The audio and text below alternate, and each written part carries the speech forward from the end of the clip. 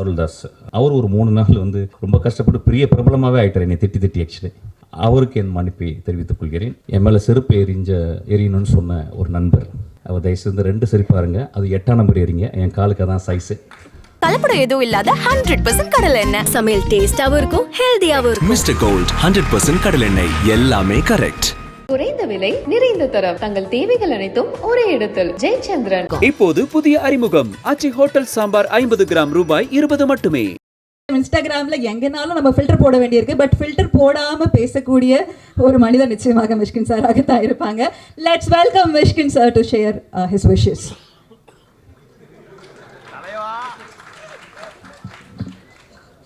வெற்றி சொல்கிறான், சாஃப்டாக பேசுங்க.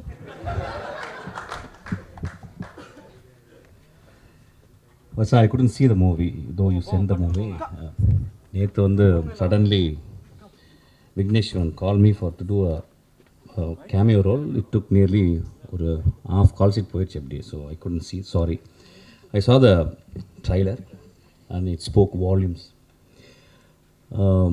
You talk about Bird Girl and I'm being a bad man of Tamil Nadu here. It's very appropriate. And I could see அந்த படத்தை பார்க்கும்போது ஒரு வெற்றிமாறன் போன்ற ஒரு ஆளுமைட்டு இருந்து வந்த எல்லா அசிஸ்டன்ட் டைரக்டரும் வந்து ஒரு டைரக்டரோட கூடவே இருந்து ஒரு ஒர்க் ஃபோர்ஸ் மாதிரி இருந்து சினிமாவை புரிந்து கொண்டு வருவர்கள் ரொம்ப கம்மி. என்கிட்ட சில பேர் இருந்தாங்க. அந்த வருஷாவை நான் எப்பயுமே பார்த்துக்கிட்டு இருக்கேன். அவ்வளோ டெடிக்கேஷன் தன் குரு மேலே. அந்த டெடிக்கேஷன் எப்படின்னு கேட்டால் வந்து சும்மா ஒரு 2 வருஷம் இருந்துட்டு ஒரு படத்தை கற்றுக்கணும் இல்லாமல் முழுக்க அந்த பெண் அந்த மனிதரை பார்த்து, குருவை பார்த்து நேசித்து, அவன் எப்படி சினிமா செய்கிறான், அவன் எப்படிப்பட்ட சினிமா செய்கிறான் பார்த்து செதுக்கி வளர்ந்த அந்த ஆளுமை இந்த படத்தினுடைய ட்ரைலரில் தெரியுது. ஆக்சுவலாக அதுக்காக அவருக்கு பெரிய கரகோஷத்தை கொடுத்து நான் கேட்டேன். நான் ரொம்ப பேசலை, ஏன்னா பஞ்சாயத்தை பற்றி பேசணும் அதுக்கப்புறம். So some of the closeups I watched. நிறைய பேருக்கு க்ளோஸ்அப்ஸ் வந்து ரொம்ப கஷ்டமான டிவைஸ். மணி சார் சொல்லியிருக்கார் வந்து ஒரு 10-15 இயர்ஸ் இருந்தால் கூட director cannot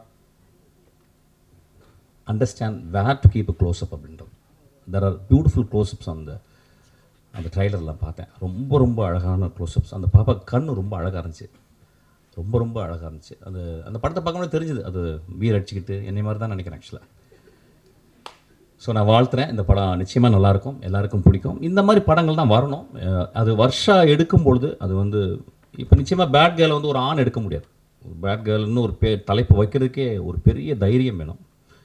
so I wish her from my bottommost heart. இந்த படம் வந்து மிகப்பெரிய வட்டி அடைன்னு கேட்குறேன்.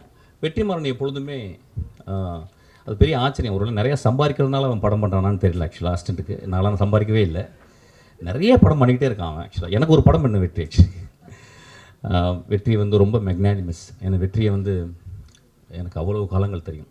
இன்றைக்கி கூட வெற்றி வந்து நீங்கள் வரணும்னு கால்லேருந்து ஃபோன் பண்ணிகிட்டே இருக்கான். ஆக்சுவலாக வெற்றி ரொம்ப தேங்க்ஸ். வெற்றி வந்து ஒரு எக்ஸ்ட்ரானரி ஹியூமன் பீயிங். நிறைய பேருக்கு தெரியாது.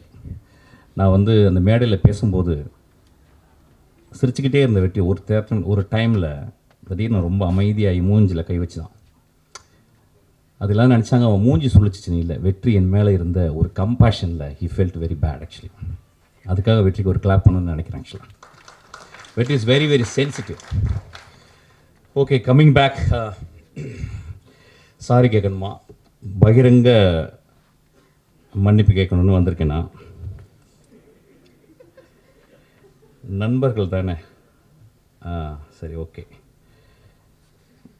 I'm going to take little time, Betty. Don't mistake me.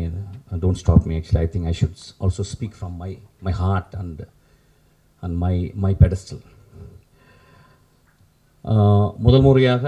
முதலாவதாக நான் நன்றி சொல்வது எனக்கு மிகவும் பிடித்தான பாடலாசிரியர், எழுத்தாளர், சிறந்த பெண்மணி தாமரைக்கு. தாமரை என்னை விமர்சித்து பேசியிருந்தாங்க. அதில் வந்து ஒரு வார்த்தை சொல்லியிருந்தாங்க. அவங்கள்ட்ட முதல்ல நான் வந்து மன்னிப்பு கேட்குறேன். ஆனால் ஒரு விஷயம் சொல்லியிருந்தாங்க, வெற்றி என்னை இப்படி பேச வைத்துச்சுன்னு. 18 வருஷம் போராடி கொண்டே இருக்கிறேன் என் தாமரை சகோதரி அவர்களே. ஒவ்வொரு நாளும் பௌத்தனுடைய 10 நிமிடம் உன் மரணத்தை பற்றி நீ தியானி அப்படின்றாங்க. என் மரணத்தை பற்றி தியானித்து கொண்டே இருக்கிறேன். வெற்றி என் தலைமையில் இருந்தால் இந்நேரம் நான் பெரிய பெரிய ஆளுக்கெல்லாம் படம் பண்ணியிருக்கணும். அதனால் மன்னிப்பு கேட்டுக்கிறேன். 2வது, எனக்கு ரொம்ப பிடிச்ச மிகச்சிறந்த ஆளுமை லெனின் பாரதி. அவன் என்னை விமர்சிச்சிருந்தான். அது வந்து தத்துவ ரீதியான விமர்சனம். அவனுக்கும் என்னுடைய ஆழ்ந்த வருத்தத்தை மன்னிப்பையும் சொல்கிறேன். அதுக்கப்புறம் ஒரு ஆக்டர், அவர் பேர் வெட்டி, அவர் பேர் அருள்தாஸ். அவர் ரொம்ப எனக்கு பிடிக்கும். அவர் மூஞ்சியை பார்க்கும்போது ஒரு பழைய தமிழ் உள்ளே இருக்கும், ரொம்ப கருணை இருக்கும் ஒரு முகத்தில். அவர் கூட ரொம்ப நாள் ஒர்க் பண்ண நினச்சேன். அவர் ஒரு 3 நாள் வந்து ரொம்ப கஷ்டப்பட்டு பெரிய பிரபலமாகவே ஆகிட்டார் என்னை திட்டி ஆக்சுவலி. அவருக்கு என் மன்னிப்பை தெரிவித்துக் கொள்கிறேன். அதுக்கப்புறம் சசி அண்ணா என்னை கூப்பிட்டு வந்து நேற்று நைட் இரவு கூப்பிட்டாரு. உன்னை ஏன்டா நான் அடக்கலைன்னு சொன்னார். அந்த அன்புக்கு நன்றி. அவரை நான் மன்னிப்பு கேட்குறேன். லட்சுமி ராமகிருஷ்ணன் என்னோட ஒரு 3 நாளாக பேசிட்டே இருக்காங்க, நான் பேசவே இல்லை. எனக்கு என்ன பேசுவாங்கன்னு தெரியும், என் தாய் போல். அவங்களுக்கும் நான் மன்னிப்பு கேட்குறேன். அதுக்கப்புறம் எனக்கு மிகச்சிறந்த படத்தை கொடுத்து என் தந்தை போல் இயங்கிக் கொண்டிருக்கும் திரு தான் அவர்கள். அந்த படத்தை எடுத்துருக்கும் போது இந்த மாதிரி ஒரு கான்ட்ரவர்சி பண்ணும்போது ஒரு ப்ரொடியூசர் அவருக்கு பாதிக்கும். முதல்ல அவருக்கு நான் என்னுடைய வருத்தத்தையும் மன்னிப்பையும் நான் கேட்டுக்கிறேன். அதுக்கப்புறம் வந்து என் மேலே செருப்பு எரியணும்னு சொன்ன ஒரு நண்பர், அவர் தயவுசெய்து 2 செருப்பு பாருங்க, அது 8ஆம் நம்பர் எறிங்க, என் காலுக்கு அதான் சைஸு. அவருக்கும் என்னுடைய வருத்தத்தையும் என்னுடைய மன்னிப்பையும் நான் கேட்டுக்கிறேன். இன்னொரு மனிதர் 18 வருஷமாக என்னை திட்டிக்கிட்டே இருக்கார். இன்னும் நான் 10 வருஷம் படம் பண்ணால் இன்னும் திட்டுவார். அவருக்கும் என்னை மன்னிப்பை நான் கேட்டுக்கிறேன். இப்போ நான் பேசலாமா? ஓகே.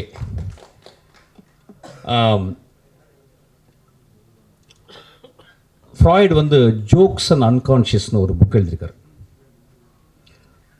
ஜோக்கு சொல்லும்போது, ஒரு நகைச்சுவை சொல்லும்போது, அதை ரிசீவ் பண்ணுறவங்க, அதை வாங்குறவங்க, சிரிக்கிறவங்க ஆள் மனத்தில் இருந்து தான் சிரிக்கிறாங்க. They never react from their conscious.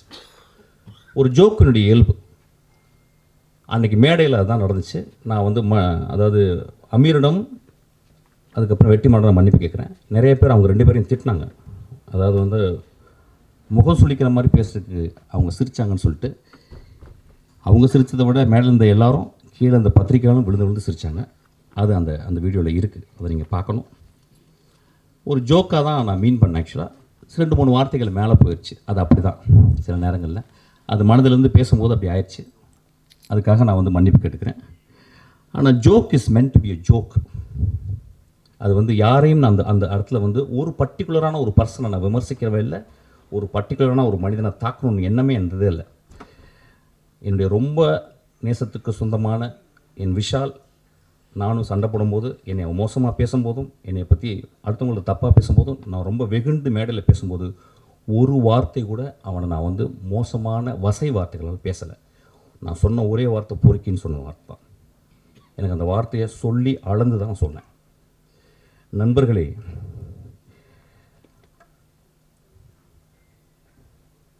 மேடையில் அந்த சொன்னாங்க, என்ன சொன்னாங்கன்னா, ஒரு மேடையில் பேசுறதுக்கு நாகரிகம் வேணும்னு சொன்னாங்க. நண்பர்களே,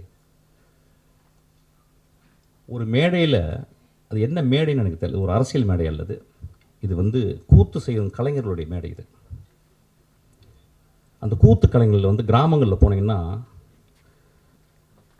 வள்ளி திருமணம்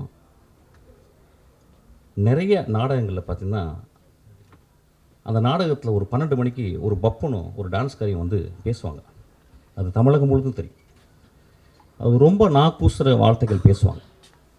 அது ஏன்னா அது ஒரு மக்களுக்கு அது ஒரு விதமான ஒரு வெளிப்பாடு, அது ஒரு விதமான நகைச்சுவை. அந்த நகைச்சுவையின் அடிப்படையில் தான் அன்றைக்கி நான் பேசினேன். ஆக்சுவலாக யாரையும் புண்படுத்தணும்னு பேசவே இல்லை. ஏன்னா ஒரு படத்தினுடைய விழாக்கு வந்திருக்கேன், அந்த படத்தை பற்றி நான் பேசணும். அந்த படம் என் ஆன்மாக்குள்ளே சென்றுச்சு. அந்த படம் பெருசாக ஓடிச்சுன்னா கூட எனக்கு தெரியல. இப்போ அந்த படத்தினுடைய நடிகர்கள், அந்த படத்தினுடைய இயக்குனர், அந்த படத்தை தயாரித்தவர்கள் வந்து அவ்வளோ அழகான விஷயம் பண்ணியிருக்காங்க. அதை பேசணும்னு நினச்சேன். அதை பேசுகிறதுக்கு வந்து இந்த படம் நல்லா இருக்குது, இந்த படம் இப்படி இருந்தால் நல்லாயிருக்கும்னு நான் பேசுகிறதில்ல, என் மனதில் ஆழத்துலேருந்து தான் பேசினேன். அது பேசுனது உங்களுக்கு வந்து பாதிச்சிருக்கு. நான் கேட்குறேன், திருக்குறளில் காமத்துப்பால் இல்லையா, பெருமாள் முருகன் எழுதின சங்கத்தில் எத்தனை தடவை அல்குல் என்ற வார்த்தைகள் உபயோகித்திருக்காங்கன்னு சொல்லி அவருடைய கட்டுரையில் இருக்கு. இப்படி நான் சொல்லிக்கிட்டே போகலாம். ரொம்ப நாளைக்கு முந்தி ஒரு படம் வந்துச்சு. அந்த படத்தினுடைய பேர் இருட்டறைக்குள் முரட்டு குத்துக்கள். நெஞ்ச தொட்டு சொல்லுவோம்.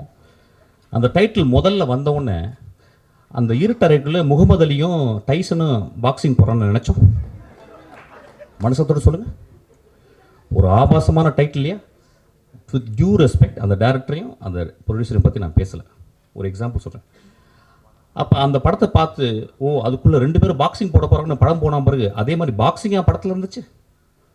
இப்போ இந்த 10 வருடங்களில் வந்த மோசமான விரச காட்சிகளை கொண்ட படம் இல்லையா அது? அப்போ என் நண்பர்கள் அந்த படத்தை பற்றி யாராவது விமர்சிச்சாங்களா? என் தம்பி விஜய் சேதுபதி, என் தம்பி தியாகராஜன் குமார் ராஜா ஒரு படம் எடுக்கிறான்.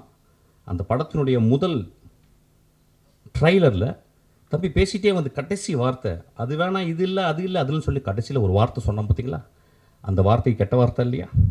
அன்றைக்கி நண்பர்கள் சும்மா இருந்தீங்களா? எல்லோரும் பார்க்குறாங்கல்ல. 3 நாட்கள் என்ன கிட்டத்தட்ட 500 பேர் எனக்கு ஃபோன் பண்ணாங்க, நண்பர்களே, பெண்கள் ஃபோன் பண்ணாங்க நிறைய பேர். பத்திரமா இருங்க அப்படின்னாங்க. ஐயா, என்னை பற்றி நீங்கள் சொல்லணும்னா என்னுடைய படங்களை பார்த்து சொல்லணும். என்னை பற்றி சொல்லணும்னா வெற்றிமாறன் இன்னைக்கு அழைச்சிருக்கான்ல, அவன்கிட்ட கேளுங்க. என்னை பற்றி உங்களுக்கு தெரியும்னா என் தந்தை போல் ஒருத்தர் உட்காந்துருக்காரு பாருங்க, அவர்கிட்ட கேளுங்க.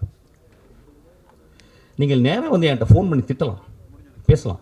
எவ்வளவு 3 நாட்கள் எல்லா தொலைக்காட்சியில் நான் தான் இருந்தேன். என் படங்கள் நல்ல படங்கள் இல்லையா? என் படங்களில் சமூக கருத்து சொல்லலையா? என் படங்கள் பேரன்பு இல்லையா? நான் வந்து உடனே ஒரு பெரிய ஒரு ஆக்டர்கிட்ட போய் கதை சொல்லி நான் பெருசாக வின் பண்ண நினைக்கலையா? நான் கமல் சார்கிட்ட போயிட்டு திரும்பி வந்துட்டேன். ரஜினி சாருக்கு எனக்கு சொல்ல வாய்ப்பு கிடைச்சிது, நான் சொல்லாமல் வந்துட்டேன். படங்களை நேசிப்பவன் இல்லையா? படங்களையும் மனிதர்களையும் மனித இனங்களையும் பிராணிகளையும் இயற்கையும் நேசிப்பவன் ஐயா தான். எனக்கு நீங்கள் சொல்கிறீங்க வந்து ஆபாசமாக எடுக்கிறேன்னு சொல்லிட்டு. பிசாசு 2ல் என் குழந்தை ஆண்ட்ரியா அவர்கிட்ட கதை சொன்னேன். அதில் ஒரு தாய்க்குள்ள பேய். அப்போ சொன்னேன், அந்த பேய் நிறைய விரசமாக இருக்கிறா, அதுக்கு வந்து நிறையா நிர்வாண காட்சிகள் தேவைம்மா, நடிக்க முடியுமான்னு கேட்டேன். அவள் அந்த கதையை கேட்டு சொன்னான், நடிக்கிறேன் ஏன்னா. நான் என்ன பண்ணேன், அதுக்கு ஒரு ஃபோட்டோ ஷூட் பண்ணேன். அந்த ஃபோட்டோ ஷூட்டு ஒரு பெண்ணால் எடுக்கப்பட்ட ஒரு ஃபோட்டோ ஷூட்டு ரெடி ஆயிடுச்சு. என்னுடைய அசிஸ்டன்ட் டைரக்டர் ஈஸ்வரி அனுப்புகிறேன், நானும் உள்ளே இருக்கேன். அவள் அந்த பெண் அந்த அந்த அந்த அந்த மிகச்சிறந்த ஆக்ட்ரஸ், அவள் மிகச்சிறந்த ஆளுமை. அவள் என்ன பண்ணா, என் நம்பிக்கையில், என் கதை மேலே இந்த நம்பிக்கையில் அவள் அந்த ரூமில் போயிட்டு அவள் நிர்வாணமாக வெளியே வர வேண்டியது. நான் அவள் வீட்டு வெளியே போயிட்டு சிகரெட் பிடிச்சிட்டு நான் அப்படியே ஆஃபீஸ்க்கு வந்துட்டேன். அவள் ஃபோன் பண்ணி எங்கே சார் இருக்கீங்க கேட்டான். நான் சொன்னேன், அம்மா, உன் நிர்வாணத்தை நான் காட்டி என் படத்தில் நான் காட்டி என் படம் ஓஹோன்னு பெரிய பேர் வாங்கலாம். நான் ஒரு பெரிய பெட்ரோ ஆல்பர்டர் மாதிரி நான் ஒரு பெரிய பேர் வாங்கிடலாமா? ஆனால் உன்னுடைய நிர்வாணத்தை காட்டி நான் என் படத்தில் காட்டினேன்னா, போஸ்டரில் காட்டினேன்னா, அதை பார்க்கும் இளைஞர் நான் பார்த்த பார்வை மாதிரி ஒரு இலக்கியமாக அந்த திரைப்படத்தை பார்ப்பாங்களா, விரசமாக பார்ப்பாங்க? அந்த காட்சி வேணான்னு சொல்லிட்டு வந்தீங்க. அந்த காட்சி நான் ஒரு ஃபோட்டோ எடுத்தாந்து நான் போஸ்டரில் போட்டிருந்தா இந்நேரம் அந்த படம் ரிலீஸ் ஆகிருக்கும். 2 வருடம் அந்த படம் வந்து கேனில் இருக்குது. அந்த படத்தை பார்த்த ஒரு மனுஷன் வெற்றிமாறன் உட்காந்துருக்கான். அதை பார்த்துட்டு சாயங்காலம் எனக்கு ஒரு மெசேஜ் பண்ணால், இந்த இரவு முழுதும் என்னால் பேச முடியாது, நான் காலையில் போன்றேன் மெஸ்கின் அப்படின்னு சொன்னான். அந்த குழந்தைக்கு, அந்த ஆண்ட்ரியா, ஒரு மிகப்பெரிய அவார்டு இன்டர்நேஷ்னல் லெவலில் அவளுக்கு ரெக்கக்னிஷன் கிடச்சிருக்கும். அந்த படம் ஓடாமல் இருக்குது. நான் சினிமாவை நேசிப்பவன் இல்லையா? சினிமாவையும் சினிமா மேடையும் சினிமா மனிதர்களையும் நேசித்து கொண்டே இருக்கிறேன். எனக்கு அதை தவிர வேறு வேலையே கிடையாது. நான் ஓனாய் ஆட்டுக்குட்டி பண்ணேன். அது முதல் நாள் ரிலீஸ் ஆக விடலை, உங்களுக்கு தெரியாது. அன்றைக்கி மறுநாள் நைட்டு ரிலீஸ் ஆச்சு. 10 நாளுக்கு அப்புறம் அதை டிவி ரைட்ஸ் வாங்க வந்தாங்க. அப்போ எனக்கு நெருக்கமான மனிதன், ஒரு பெரிய இயக்குனர், என்னை கூப்பிட்டு போய் உனக்கு நிறைய காசு வாங்கி தரேன்ட்டான்னு கூப்பிட்டு போனார். ஒரு பெரிய ரூமுக்குள்ளே போனேன். ஐயா, அவன் என் நண்பன். அவன் 20 பேர் இருந்தாங்க அந்த ரூமுக்குள்ள.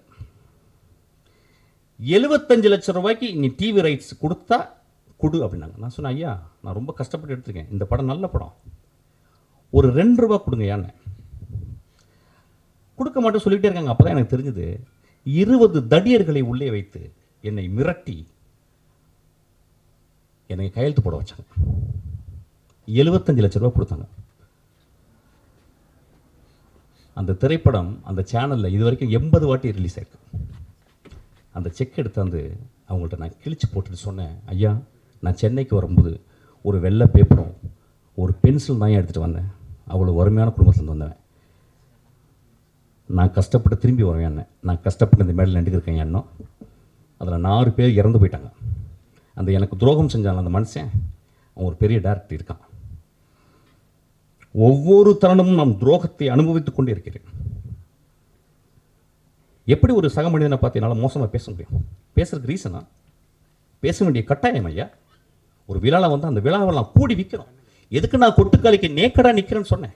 அப்படியாவது கவனத்தை ஈர்க்கணும்னு நினைக்கிறேன். இந்த படத்துக்கு நான் இப்போ பேசுறதுக்கு அப்படியாவது இந்த படத்தை கவனத்தை ஈர்க்கிறது பேச. எனக்கு அவ்வளோ புத்தகம், 40 வருஷம் புத்தகம் படிக்கிறதுக்கு எனக்கு டைமே இல்லை. 40 வருஷம் படிக்க வேண்டிய புத்தகம் இருக்குது. அவ்வளோ மனிதர்கள் நேசிக்க வேண்டியது இருக்குது. அவ்வளோ கண்ட்ரி நான் விசிட் பண்ண வேண்டியது இருக்குது. மன்னிப்பு கேட்டதுக்கு என்றைக்குமே நான் தயங்க மாட்டேங்க. உதிரிப்பூக்களில் ஒரு சீன் வரும், கடைசி சீனு. அதில் வந்து அந்த அந்த மோசமான மனிதன், அந்த ஈவில், அவன் கடைசியில் சொல்லுவான் அந்த ஊர் மக்களை பார்த்து. ஊர் மக்கள் சொல்லுவாங்க, நீ சாப்பிடாமாங்க. அவன் சொல்லான், எனக்கு ரொம்ப வருத்தம், இவ்வளோ நாள் கெட்டவனாக இருந்தேன், உங்களை நான் வந்து எல்லாரையும் கெட்டவனாக்கிட்டேன், அது ரொம்ப வருத்தமாக இருக்கேன். நண்பர்களே, நான் உங்கள் முன் மண்டியிட்டு மன்னிப்பு கேட்டு உங்களை எல்லாரும் நான் கடவுளாக்குகிறேன். நன்றி.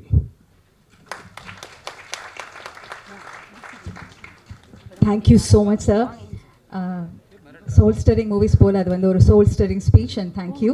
கலப்படம் எதுவும் இல்லாத 100% கடலை எண்ணெய். சமையல் டேஸ்டாவும் இருக்கும், ஹெல்தியாவும் இருக்கும். மிஸ்டர் கோல்ட் 100% கடலெண்ணெய், எல்லாமே கரெக்ட்.